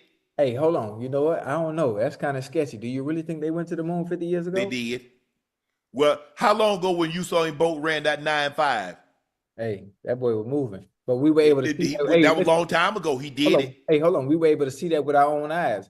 Well, you saw me earn that 100 with your own eyes. Yeah, you was all right. You was all right. You was all right. James Cook reportedly disconnected himself from the organization. Hey. Here's what Adam Schefter had to say about James Cook's situation. He has basically disconnected himself from the organization and put his house up for sale. And I don't think we'll be seeing him in Buffalo anytime soon. Yeah. I mean, listen, sometimes this is what you got to do. This is the nature of the business. This is not the first time it happened, and it definitely won't be the last time. I would love for James Cook to get his money. It's well-deserved. But again, we have to understand, for those that are in the chat, you have to understand how the NFL, the front offices, the GMs, the presidents, how they view the running back position. They're tier 1 running backs, the McCaffreys, the Saquons, the Derrick Henrys, the Christian McCaffreys, that they Josh Jacobs, Jahmyr Gibbs. Yeah, that they value. I'm not sure why James Cook is not in that conversation when it comes to the tier one running backs. Yep. But obviously Buffalo doesn't see or view him in that nature, or they wouldn't even be in the position they're in now. There would be talks about getting a deal done. You got mandatory minicamp coming in. OTAs are going on. Normally, there's some type of activity or some type of progress. The fact that we talked to James not too long ago. That was in season, huh? No, they had lost. They had just lost. Oh, they listen. Look how long that's been, though, huh? Mm-hmm. Look how long that's been, and still, after all this time, there's been no progress, and things aren't going in the right direction. That lets you know what it is, man. And it sucks for both parties involved. It sucks for the Bills organization. It sucks for the Bills fans. Hell, it sucks for James Cook and his family for all that he's done, especially when you see what he's done on the field consistently, week in and week out. Tom Brady explained why he'll never criticize Patrick Mahomes during the broadcast. How can I throw shade at someone who is amazing as Mahomes is? I know he's been through, and I think the one position that I'm in now as the broadcaster, I do feel a responsibility to tell the fans what I see and be honest and upfront about everything, but also realize that these guys are doing on the field is extremely difficult. It's a high level of skill. You're looking at the 32 teams who have starting quarterbacks out there. This guy's one of the best in the world at what he does. So do they make the right plays all the time? Certainly not. But by the way, neither did I. And I think you have to have this context and perspective. Mm-hmm. That's all we ask. Yeah. Is that you don't make excuses. If Patrick Mahomes make a bad throw, say Patrick Mahomes made a bad throw. Yeah. That's all. Mm-hmm. I mean, he's human. Yeah. Michael Jordan took some bad shots, didn't play well. Mm-hmm. It's right to say that that happened. Right. Tom Brady, Peyton Manning, Aaron Rodgers, Patrick Mahomes, it does not matter. If a guy doesn't play well, it's your obligation because you know what the casual fan at home doesn't know. Yeah. So I don't think that's asking much for the guys that's calling the game. And I know it's hard because here's the thing, you can't be too critical when you're in that position because then they won't do production meeting with you. Mm-hmm. So you have to walk a very fine line if you a play-by-play or you do color, which Tom does color. Right. So you have to walk that like, yeah, that was a bad throw. That's not like Patrick Mahomes. Right. You got to, you know what I'm saying, Ocho, you got to couch it. Mm-hmm. Yeah. Yeah, I don't know what he saw on that one. That's not like Patrick. A guy that's played as won as many Super Bowls as he has and MVPs. That's not like him. So give the defense credit on that. You know, you got an but I'll still take a Patrick Mahomes. That's how you have to. Yeah, absolutely. Listen, it's all about wordplay and sentence structure. That's all it is. And he's not going to have to say much often because players like Patrick Mahomes, your Tom Brady's, your Peyton Mannings, they are much more consistent as opposed to being bad. That's how they get to become where they are because but see, that's the thing though, Ocho. And so because they're not criticized that much, they should be okay. Bingo. Like if you have you play 7 good games, you have 1 bad game, we say, well, he didn't play well today. I mean, he's played up until this point. I had him as the MVP. Right. Well, he don't play well. We ought to say that, he didn't play well today. Yeah. Right. Mm-hmm. But guys are so sensitive now. If you say that they play well, Ocho, you hate. It's tough. It's tough. And then obviously the blowback, the blowback, because it's Tom Brady criticizing Patrick Mahomes, I can see it from that lens. They try to build it up more than what it is. The great Tom Brady criticizes Patrick Mahomes. Exactly, and that's exactly what they're going to do. They're going to blow everything out of proportion, depending on what he says. They're going to be critical and dissect every little word that's said, and that's one of the reasons why I think he said what he said. Yeah, and I think that's why, for me, Ocho, I had to be careful because every time they ask me, you think such and such should be in the Hall of Fame? Well, I ain't got to vote. Right. Hall of Famer Shannon Sharpe doesn't think such and such should be. Bro, you vote. Y'all, whatever y'all decide. Y'all don't, I mean, there are a few guys that's in the hall that actually have votes, but for the most part, the majority of us don't have a vote. Right. So I don't. What do you think about this guy? What you mean? I didn't play against him. Right. I mean, like I said, I thought I knew what a Hall of Famer was until I saw some guys that started not getting in. It took them 1, 2, 3, 4, 5 times to get in. I was like, I have no idea what a Hall of Famer is. Mm-hmm. I don't. So I stopped trying to figure it out. Knock on wood, I was very fortunate to get in on my 3rd attempt. My brother got in this year, so we're the first 2 brothers in the Pro Football Hall of Fame. Yeah. Whatever happens after that, hey, it is what it is. I'm not offering no more commentary. Yeah, see, that's why I inducted myself. And so, but the thing is that I think for us, what we do. Yeah. I'm like, bro, so how can I? Mm-hmm. You out there, you stink up the joint. You run a sloppy route. You let the guy undercut it and pick it off, and I'm supposed to say what? You don't go through your progression. You made your mind up. When you left the huddle, you made your mind up where you was going to go with this football. You stare the guy down. He picks it off. What am I supposed to say? Right. You got to. I'm going to make a PSA before the season starts, huh? If you're a DB, Ocho, and your eyes, you watching the quarterback. Yeah. Oh, you beat. The guy that you covering. What you doing with him? What am I supposed to say? You beat every time. Every time you peek your guys back in that backfield, you beat. So what you supposed to do? You think you could be able to get the sack him from where you are on the field? Trying to jump. You take a bad angle, Ocho, You supposed to go underneath, you go over, or you supposed to take away the inside and you let the guy beat you inside. Right. Or it's a double team and you got outside and you let the guy beat you outside. What am I supposed to say? Right.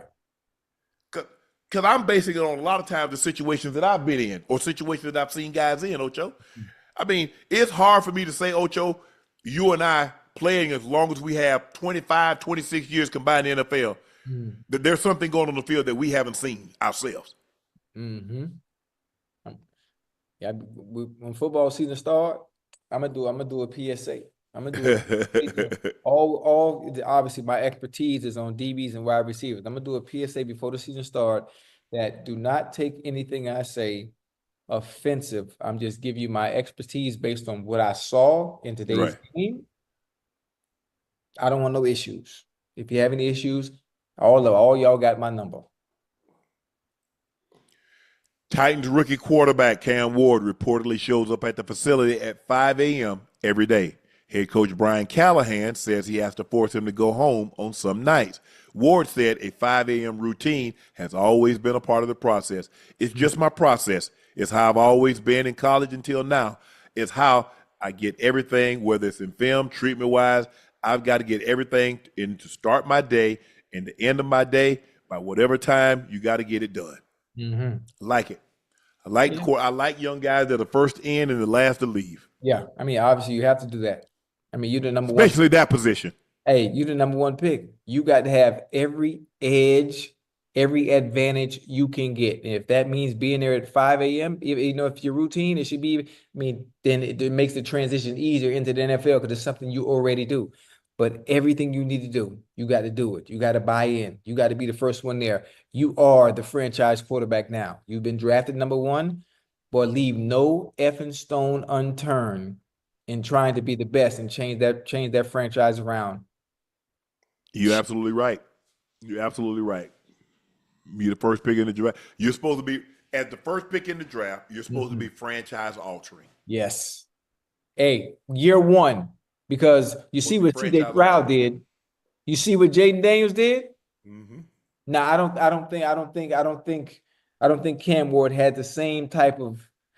You don't have the supporting cast. Yeah, he didn't have the supporting cast that they do. So he's going to have to be that much better, that much sharper, that much more consistent. He does have Calvin Ridley. Yeah, you name one player. That's what I'm saying. But he has. Look what CJ Stroud had his first year. Yeah, he had Tank Dell, Nico Collins, Dalton Schultz. Yeah, now talk about look what Jaden Daniels had his first year. Yeah. Come on, it's a big difference based on you got Calvin Ridley. That's that boy. But still, you need more to make your job easier. You're right. You're right. He's gonna be all right though. He's good. He's gonna be all right. But I like that. Keep it up. Reggie Bush went off on the NFL team owners for being cheap and using turf fields despite increased risk of injury. Unfortunately, NFL owners still believe that turf is the cheapest, most cost-efficient way in the league that annualizes. Okay, makes billions every year. It's not adding up to me. It's a repetitive cycle, and it's going to continue. It's unfortunate. It will continue until the players decide to stand up and say, "Listen, we don't want to play on turf anymore." Then the things will all players hate. No sport should ever be played on turf. 17 of the 32 teams play on artificial turf because, guess what, Ocho? What? It's easy because there are other things that they have on those football fields other than football games. Right. They have monster truck pools. Mm-hmm. They have concerts. Yeah. Understand. They have a lot of other things, Ocho. And the turf, grass is very expensive. To put down new sod and to grow it in, it gets very expensive. If it's just a field, that the only thing, because if it's just football, I can't make my money. I need to have Beyonce in there. I need to have Taylor Swift in there. I need to have monster trucks. Yeah. I need to have other concerts. You have other. I need to have other events there to pay the bills. Yeah. To pay the bills. Mm-hmm. So look at SoFi. Olympics opening ceremonies in 28. The World Cup 2026. Yes, sir. Beyonce was there for 3-4 days. Taylor Swift was there 3 or 4 days. Right. They have football games there. Yeah, I got to get my money. I'm sorry. Mm-hmm. Hey, I don't. Listen. I understand. Maybe running backs, or maybe it's just me. Yeah, I hated turf too, Ocho. But You we hate did. it? I mean, when I first got to the league, we had y'all had that bull job on y'all field too. Y'all got. I think y'all got that field turf now, but we had the artificial turf, which was cement with that little bull jive rolled I over know the you're top about, of it. yeah, I had the artificial turf, but I like it, Unc. I like it because if it's Give me raining, grass. well, you heard me. If it's raining, Unc, I still know I can run full speed and I can still stop on a dime. Oh, yeah. It's gonna grab every time. It's gonna grab every time, and that made me feel comfortable as opposed to having grass and having to put them goddamn 7 studs in and hurt my damn feet. I love to say I play with tempo. I play with the speed Okay. TV bottoms. Yeah. But it didn't matter to me, Ocho. You know why you wasn't gonna slip? Because you didn't plant. And I tell them, you're slipping. You notice on the back of your heel, you got 4. In the front, you got 7. So they're trying to tell you to get over your knees and drop your hips and stop planting on the back of your heel. That's why you're slipping. You know what's funny is I was so unorthodox. Hey, Unc, I can run an out route to the left, and I can cut on my outside Oh, foot. inside foot? Yeah, Unc, you got to see it. You got to see it. And I lose no step, no rhythm. No, it's crazy. It's crazy. It's weird. Now I'd be right in the flow. It is. I don't know. But I didn't slip because, like I said, as I got older, Ocho, I wore tempo bottoms. Yeah. But early in my career, I wore 7 studs. But I mean, like I said, Hey, them studs hurt. You talk about the screw? they hurt. Yeah, screw in. Hell no. Oh no. And now I had no choice. When we played the Steelers, at any point in the 2000s, on that field they had at Hines, back then, It I was think terrible. they purposely didn't get it done.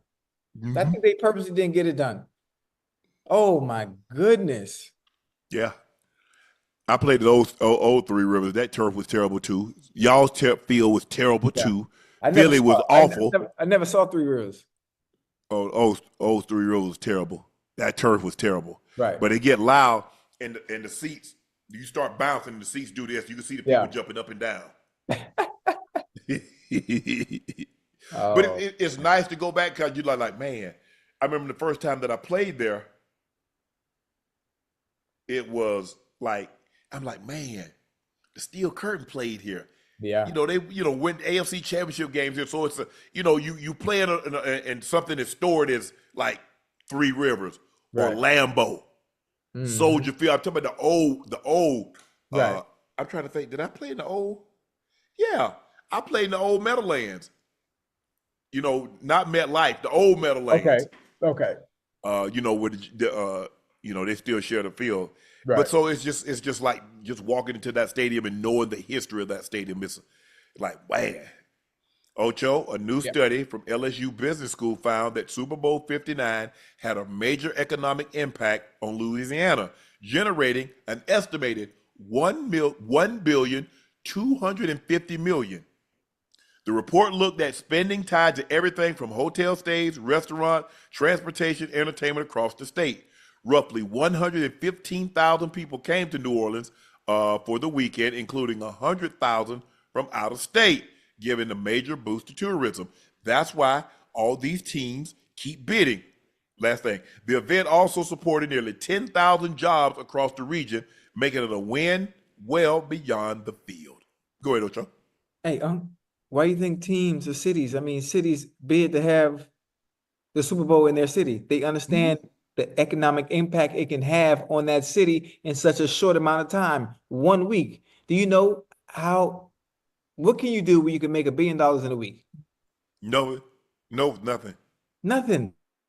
And nobody's had more Super Bowls than New Orleans, Ocho. So they know how to. They're used to they have Mardi Gras, so they're used to having national championship games in the Superdome. They're used to having Super Bowls in the Superdome. But it's in LA. It's in San Francisco. Then it goes to Atlanta. They don't need San Francisco don't need no more money. They don't need no. Now Atlanta, boy, it's finna be crazy out there, boy. You ain't gotta tell me. I already know. Because I went to the one in 2019 when New England played the Rams. Right. Okay. Crazy. No, the Rams. It's gonna come back to Vegas. In the Falcons. I mean, no, they played the Rams, and they played the Rams in Atlanta. They played the Patriots played the Falcons in Houston. Okay. You're right. Houston. Oh man. But pretty soon it's gonna be like, oh, like you get a new stadium. I don't know who's in line to get a new stadium because but Atlanta, they're gonna rotate Atlanta, SoFi, Vegas, Houston, Miami, Arizona. yeah. Hey, Arizona field. Arizona got that damn Bermuda grass on. Oh my! But see, they rolled it out. See, it's on slabs. It's like in Houston. What is? Yeah. Hey, Houston and Arizona got the best fields. I don't care. Exactly. I don't care. No, and it's grass. They don't care, but nobody say. Nah. Mile High got the best grass. We got real grass, and we got some synthetic sold in there. Who? Mile High. Nah. I mean, yeah, it's the altitude too high. Y'all grass is fake. Nah. Nah, our grass real, bro. No, come on, man. Don't do that. You a hater, Ocho. Don't do that. But yeah, but that's why Ocho. That's why teams that's why they want the Super Bowl. That's why they try to get in on those bids and try to get. Hey, let's get a World Cup come through here. Yeah. Let's get the Olympics. SoFi, LA, hey. Mm-hmm. Atlanta, hey. And the funny thing about it, you think the Super Bowl had an economic impact on where was it just at? Oh, New Orleans. Yeah. Well, wait till you see what the World Cup does each city it's in. Oh my God. I think the final's gonna be in New York, right? But it's coming through Kansas City. It's going through Kansas City. They're going to SoFi. I think the semifinals are like SoFi or something. Hey, boy, everybody from every other country is coming to support their country. That's gonna be good. I can't wait. I'm excited. I'm trying to think. I don't know if I want to deal with all that. Ocho, college sports changed radically Friday night. Schools will begin to directly plan their athletes in less than a month, thanks to a legal settlement that was officially approved in federal court.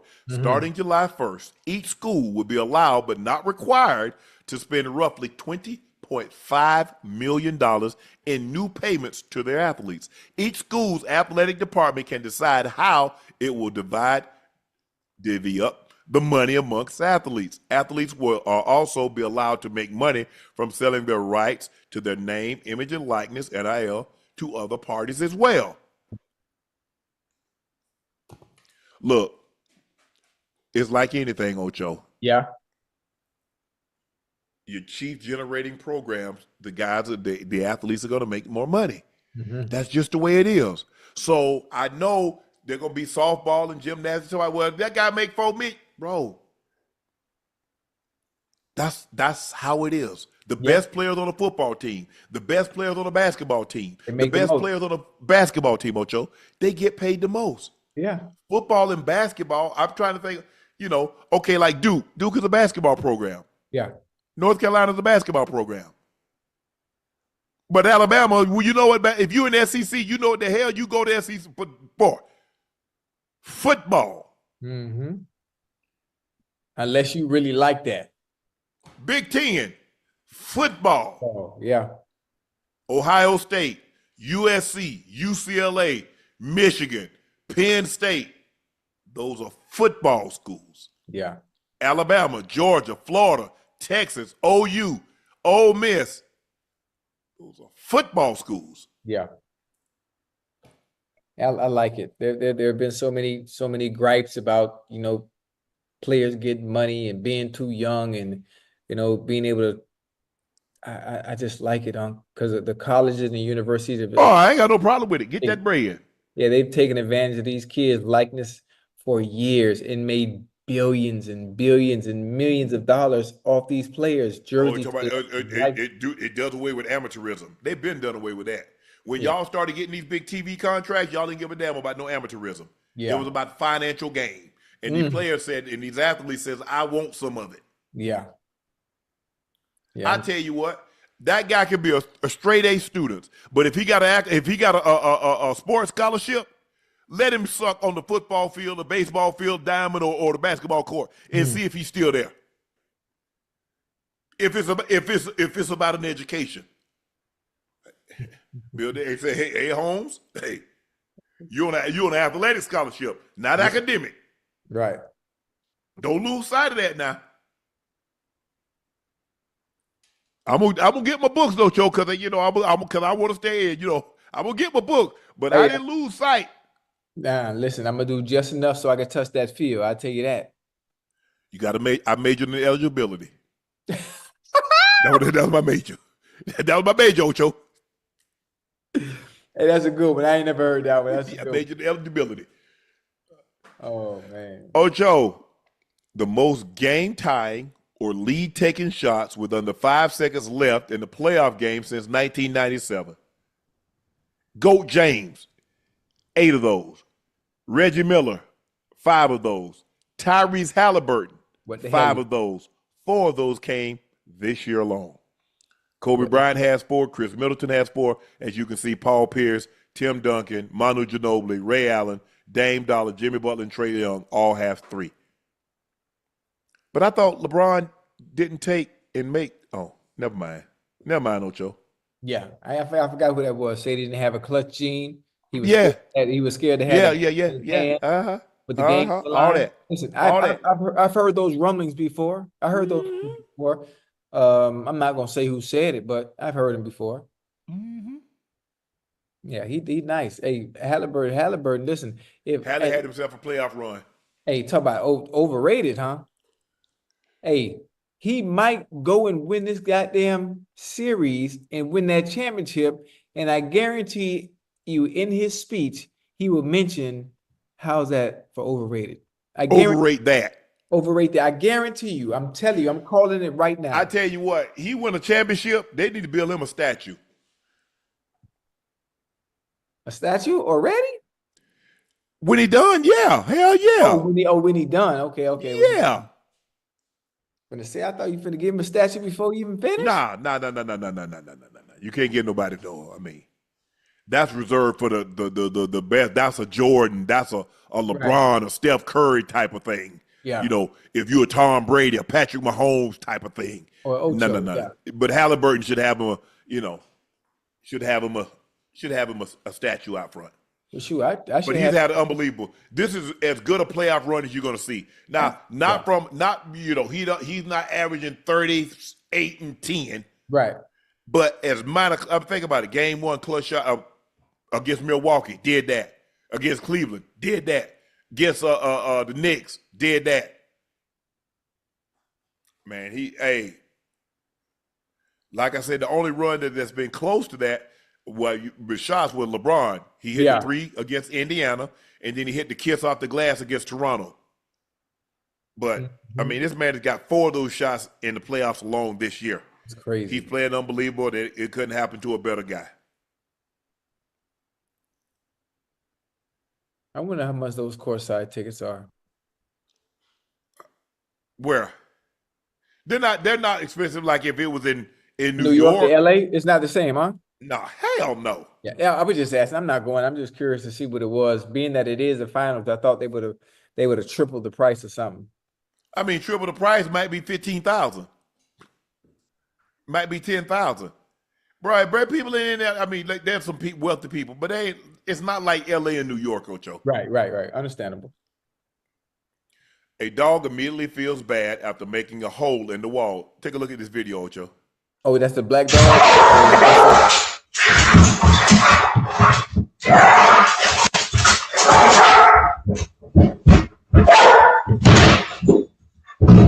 Oh. Uh-oh. That ain't, hey. It's like,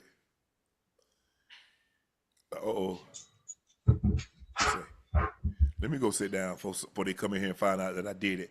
You gonna go back over there to it? No, he like, hey, you closest, you did. He did it. Mm-hmm. Hey, hold on. I'm gonna wait.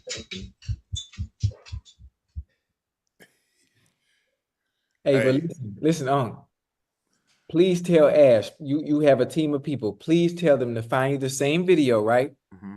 With the guy who does the voiceovers. The guy who does the voiceovers. He does voiceovers with the animals and stuff like that. Yeah. And he does a voiceover for that exact video of them playing around and he's talking. Dog, it's so funny. I swear for God, I was crying for like 10 minutes straight. Oh, the comedian. He a comedian. Yes, he's a comedian. He Claiborne. voice over all the animals. Mm-hmm. He got one for that video. Oh my God. Dog, it was hilarious.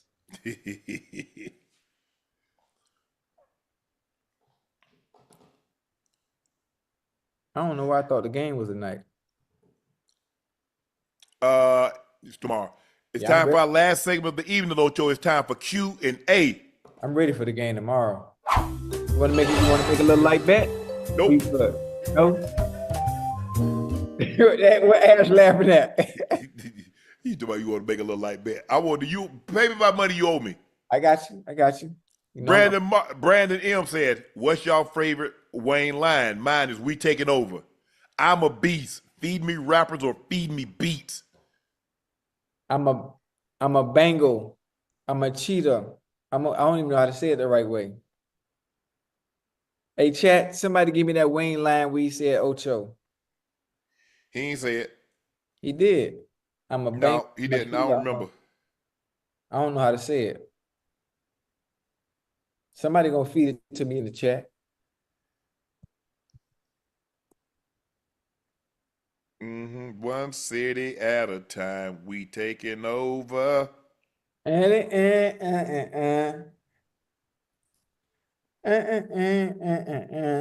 "I'm a beast. Feed me rappers or feed me beats. I'm untamed. I lead a leash. I'm insane. I need a shriek. I love brain. I lead a leash.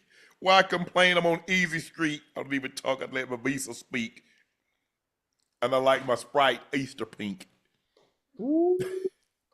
But that's one thing about Khaled. Now, Khaled, hey, when Khaled put something together, Yeah, he nice with it. Khaled nice with it now. man, Khaled. If I was an artist, I have him, make me some beats and produce something for me too. But you starting out, Ocho, it costs, man. Khaled probably gonna hit you for a meal, a ticket. They'll do me a favor now for me. Hey, no them boys. Hey, for me, them boys, they shit. Snoop Dogg say, hey, he want $250 to $500 for a beat, and for the video, you get an hour. So get to shooting. This me, This me. I know business comes first, but there's certain people that come to you and need a favor. Oh, for Ocho? Oh, nigga, man. Well, you ain't got to pay me nothing, man. What you trying to do? Grilled up like Ocho. Yeah.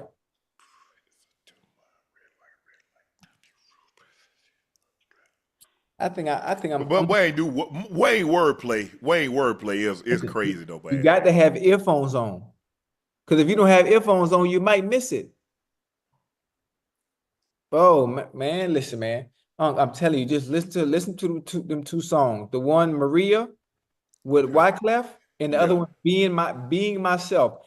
Listen to Being Myself first. Manny Fresh did the beat, and just listen to what he's saying. Johnny Kilroy, what's up, Uncle Ocho? It's Elliot. I love the show. What do y'all do? Hey, Ocho, who you got so salty at my 5'6", 185-pound self because I can push those 140s for 9? My video is on his Twitter, had Ocho in his feelings.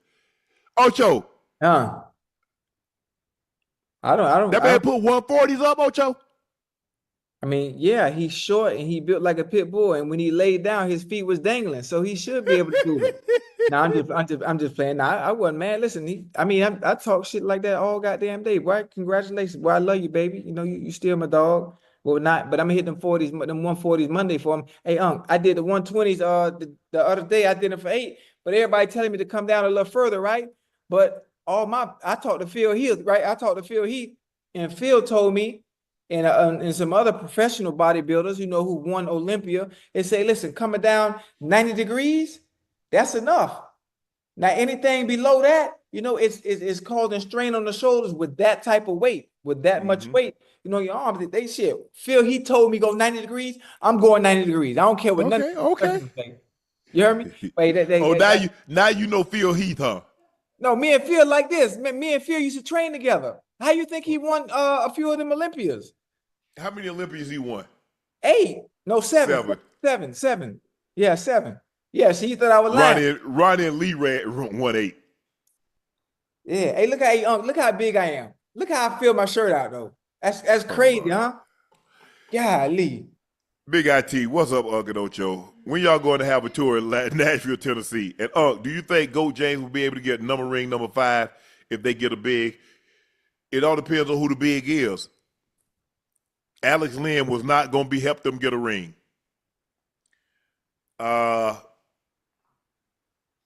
They need a quality big. They need a Mark Williams would have definitely helped the guy from Charlotte. But they got to fill out the roster. They don't just need a big. They need some depth. They need people. You see the teams that are in the finals. What do they have? Yeah, depth. a bench. Kemper Norwood Jr. My question is, what's your top 5 movie candies? Oh, Twizzlers, Reese's Pieces, Sour Patch Kids, Gummy Bears,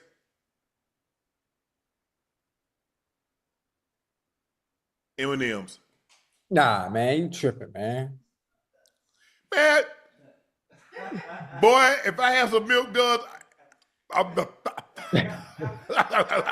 Listen, the fact that pull my whole grill out. You ain't say Raisinets. Hell no. What? Like no Raisinets. You ain't, man, you ain't. And halfway through the movie, guess what? We going home. Why? Raisins? Oh, you can't eat raisins? No, sir. Oh, I didn't know that. Okay, my bad. I can eat them. Yeah. But 30 minutes.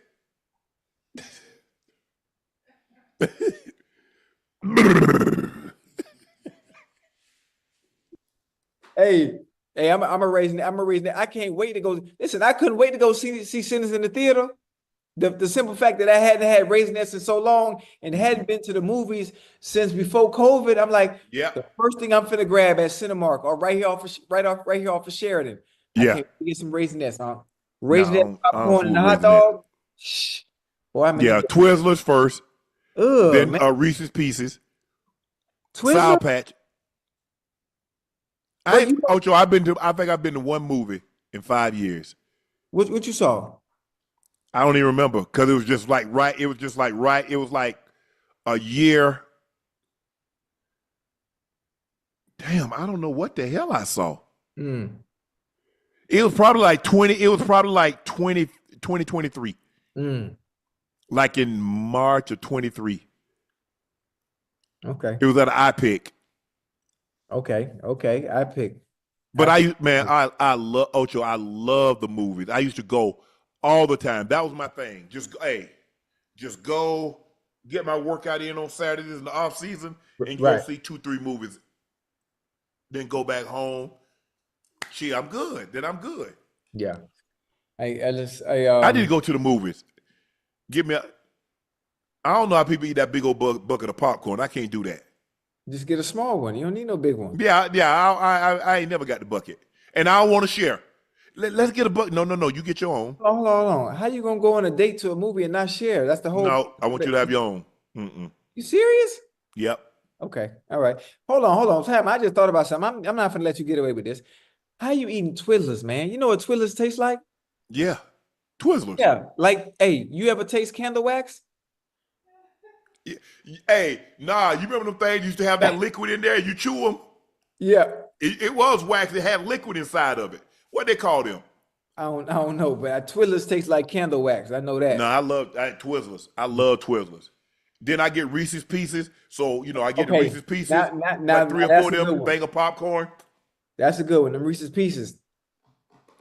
Sour Patch, gummies. Reese's Bites. Sour Patch is cool, but then I hate when the roof of my mouth or my tongue get You get numb? Yeah, man. Not numb, just from like, you eat pineapple, you eat yeah. I don't like that with the Sour Patch stuff. Stephen Bass 314 said, what you know about the way you speak about discipline has literally changed my life. Keep preaching. Can you give another story about you and Sterling from your childhood? Much love, big fan. Well, I think, look, my grandfather was in the military. And when you work on a farm, You have to be disciplined. They're hardworking because it ain't no easy job on the farm. Ain't nothing easy about the farm. You baling hay or you feeding animals. You lifting big old feed sacks, and which I was one of them guys. Hey, I see my cousins do it. I see everybody. I want to try to do it too.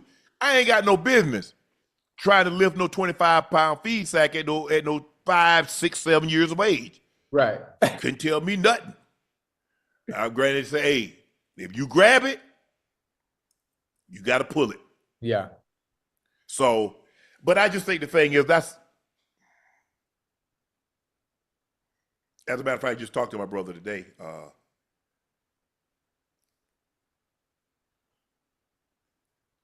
It's tough, man. It's tough. I think about when I think about what he and I went through to get to where we are. It makes you appreciate stuff. It makes you appreciate having him. Like I said, I don't know if any other brother I'd have that relationship with. Because hell, I need him more now than I ever needed him before. And he's been there. Yes, sir.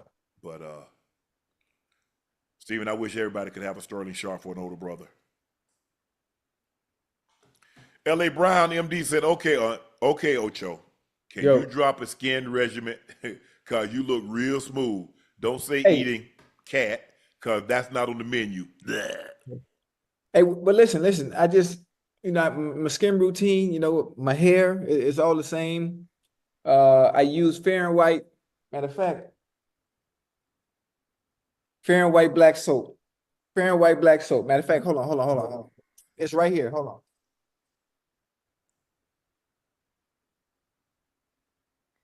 See, I got my toiletry bag right here too. Mm-hmm. Fair and White. There it is right there.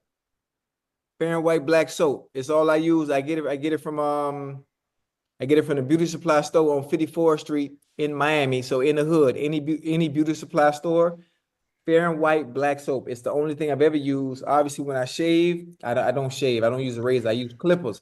Anytime I shave. You used to use Ivory soap or Ivory Spring. Hold on. Let me finish. I'm getting my routine. So listen, these my clippers right here, right? I cut my hair, boom, shade this up real quick. And then I use Skin Tight. See that I use a Skin Tight, because I ain't got no razors, no nothing, right? Mm-hmm. And before and after that, then I use my Fair and White black soap. Fair and White, that's my routine. Hey, I be watching Twitter, people, dudes be having all these routines, rubbing all this stuff all on it. I'm like, man, who the hell got time for all that? What is here? You going to bed. But 2 minutes, I'm done. But I ain't got time for all that. But hey, be having 15-minute routines every night? Man, listen, I'd rather be bumpy. I'd rather be bumpy. They be calling you Bumpy Johnson. Hey, listen, that name will have to stick. But some of that stuff, I think I understand creating content, but God, some of that stuff be like over the top. Like, who the hell got time to do that every night? Especially when you come home from somewhere you sleepy? Yeah. Man, the women do that. Women got their routine. They put that thing, they do that every night, don't matter what. Better than me. Having on makeup and having to use those wipes to get it off. Yeah, the wipes to get it off. Then you got to take depending if you got on strips or you got on individuals, you got to take your strips off. Your wig, you take your wig off and set it on the styrofoam. Like, I mean, listen, what women have to go through when they come home. Nah, it's too much. It's too much. That concludes this episode of Nightcap. We want to thank our special guest, Matthew Judon, for joining us. I am your favorite unk, Shannon Sharpe, my partner and co-host, Liberty City's own Bingo Ring of Fame honoree, Pro Bowler, All-Pro. He's Chad Ochocinco Johnson. Please make sure you hit that subscribe button. Please make sure you hit the like button. And guys, go subscribe to the Nightcap podcast feed wherever you get your podcast from. We want to thank each and every one of you for your support, your continued support. Thank you for joining us tonight. No, we didn't have a lead in for sports, and you could have been anywhere. You could have been listening to anything, but you chose to listen to Nightcap with Unc and Ocho, and we appreciate that. Make sure you check out Shea by Laportier. We do have it in stock. Now, if you can't find it in a city or a state near you, we're coming. Trust me. Order it online. We'll ship it directly to your door. The best tasting VSOP premium cognac on the market.